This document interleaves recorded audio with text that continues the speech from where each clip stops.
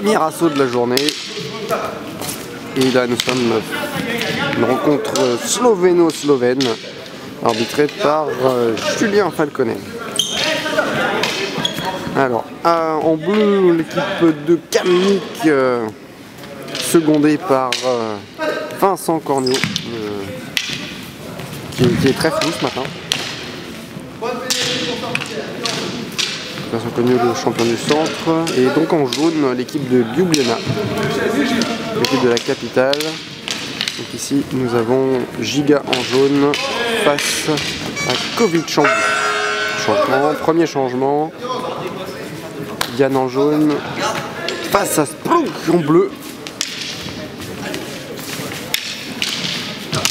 Yann très mobile, très rapide également, qui développe pour l'instant un jeu de recherche. Qui va chercher Splunk. Dommage, il y a un problème de trajectoire, le non-respect du plan d'attaque. Dommage, une touche qui aurait mérité d'aller jusqu'au bout. Splunk, parade riposte, plus le débordement. Un mouvement, un peu de combat intermédiaire, déplacement un peu lourd pour Splunk. Yann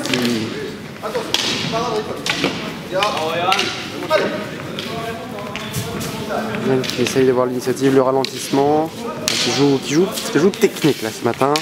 Des fois il est beaucoup plus emporté, mais là ils se connaissent bien, les tireurs qui ont l'habitude de se rencontrer. Et donc ils savent de quoi les autres sont capables. Là en revanche il s'agit de Simone en jaune face à Vincent, champion du centre. Et Vincent, gros potentiel venu de Nantes, qui ne connaît pas Simone, qui est très rapide, très tournoyant, et qui tente les attaques en flanc. Plutôt là les contre-attaques en flanc, attaques en jambes.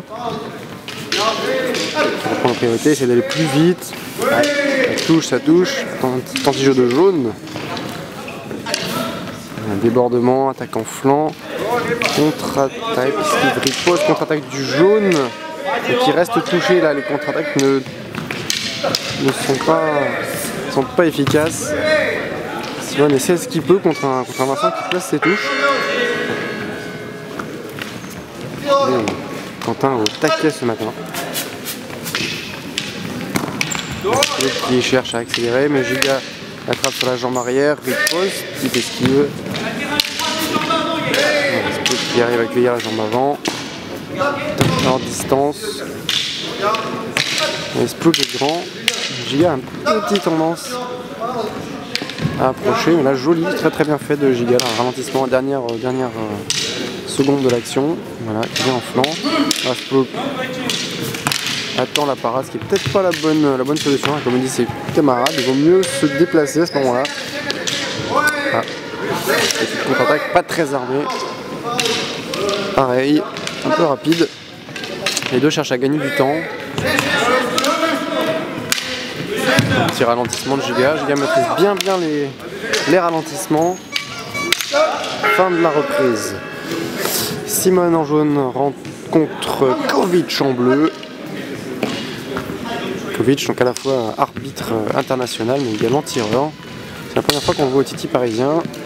Et pareil comme les gros entraînements, il ressort d'une petite blessure, mais gros entraînements 3 fois par semaine minimum. De Cannes, sachant qu'il fait d'autres entraînements à côté. Il tente enlever jambe arrière qui touche et il avait la priorité, donc normalement les juges ont marqué des points là. Kovic très tactique sur cet assaut, qui cherche les ouvertures. C'est que Simone n'est pas forcément à un niveau très élevé, surtout pour lui. Il s'adapte pas en face. Donc Kovic en profite pour attaquer en flanc, parade riposte. C'est un peu trop arrêté sur son...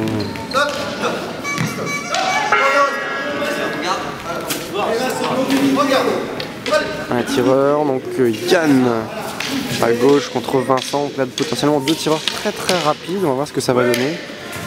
Il est très mobile aussi surtout, qui cherche les déplacements, là, aucun pas riposte. Le jaune avait la priorité. Il faut qu'il pense à parer ou esquiver avant de reprendre l'offensive. On cherche les jambes arrière. C'est Yann qui ne respecte pas le principe. Il touche le bras. C'est pas de point. Il cherche la contre-attaque, mais il n'arrive pas à la trouver. Il a un peu de fatigue ce matin. Priorité là du bleu qui va toucher la jambe après une volte. Je sais bien fait.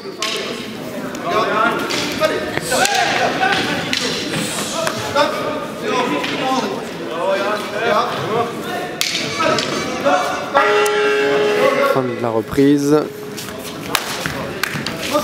Simone à gauche face à Splouk. Splouk très très jeune mais très expérimenté. Il a le sens du combat. Il est bien entraîné par Gert Saplims. Un peu rapide hors distance. Et pente insuffisante, dit monsieur l'arbitre. On cherche la contre-attaque du jaune, mais bleu ne touche pas la bonne surface, donc c'est pas de point non plus. Jaune réussit à trouver la jambe avant. Oh là aussi joli, sans que l'esquive puisse faire quoi que ce soit. Tentative de contre-attaque du jaune.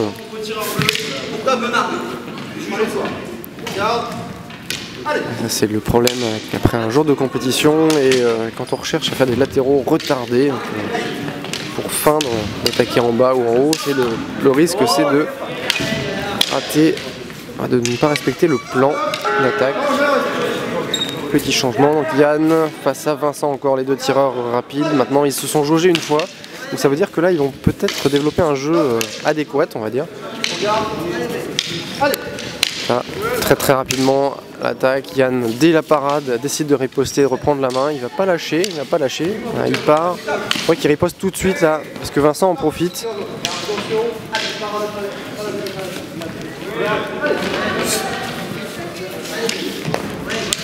Et c'est le moment de sortir du jeu, là il reste plus beaucoup de reprises. La tentative de ralentissement, toujours attaquer le côté ouvert pour le jaune, là il est bien, il voit bien. Je sens que le bleu change de main. Il y a un armé suffisant et non-respect du principe de parade riposte en face, parce que même si l'attaque est invalide, il n'a pas le droit d'attaquer s'il est touché. Ouais, le bleu tente et feinte, mais il n'a plus la priorité là. Théoriquement c'est le jaune qui marque. Fin de l'assaut. Les tireurs vont saluer, les juges vont compter leurs points. Et Quentin encore plus au taquet que d'habitude. On sent que la nuit était courte. Alors le score final. Donc là les juges sont en train de mettre en commun leurs points de victoire. Points de victoire qui sont notés pour chaque équipe. Ils sont 19 jaunes et 15 bleus. Tout est inscrit sur les fiches de marque qui sont ensuite apportées au déo. Et là Quentin qui est un malade mental du calcul. Il va tout faire les yeux fermés. Exactement. Le suspense est terrible, que lequel de ces deux clubs qui se connaissent bien a remporté. Il y a eu beaucoup de points des deux côtés. 37 à 37. Hein, 37 égalités, donc voilà. C'est ce qui arrive quand les deux équipes se connaissent très très bien, malgré une petite sanction. L'arbitre va annoncer le score. Voilà, il regarde attentivement le score. Étant donné que c'est une égalité, je le revérifie. Il recalcule. T'as marqué 19, On entend les neurones bouillir. Pendant que là-bas à la table du déo, le déo s'excite.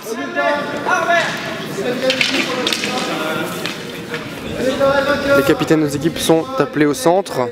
Par 37 points, 37 to 37, both teams. Voilà, les deux équipes sont déclarées vainqueurs, donc voilà, égalité parfaite entre les deux tireurs, les deux équipes. Donc maintenant les équipes se saluent chaleureusement et vont prendre les places des juges pour l'assaut suivant.